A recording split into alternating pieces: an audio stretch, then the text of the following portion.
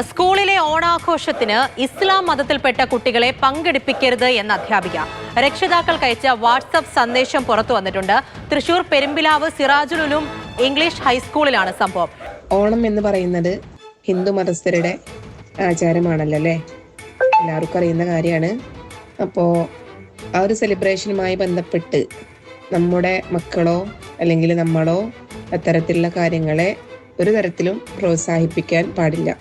മറ്റു മതസ്ഥരുടെ ആചാരങ്ങളെ നമ്മൾ ഒരു തരത്തിലും അതിനോട് പങ്കുകൊള്ളാൻ പാടില്ല.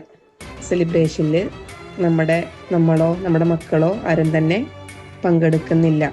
വേഷവിധാനത്തിലാണെങ്കിലും മറ്റു കാര്യത്തിൽ എല്ലാ തരത്തിലും ആചാരത്തോട് ഏതെങ്കിലും തരത്തിൽ നമ്മൾ കടപിടിക്കുന്നുണ്ടെങ്കിൽ അത്തരത്തിലുള്ള പ്രവൃത്തികൾ നമ്മുടെ ഭാഗത്ത് നിന്ന് ഉണ്ടാവാതെ നമ്മൾ ഓരോരുത്തരും ശ്രദ്ധിക്കണം.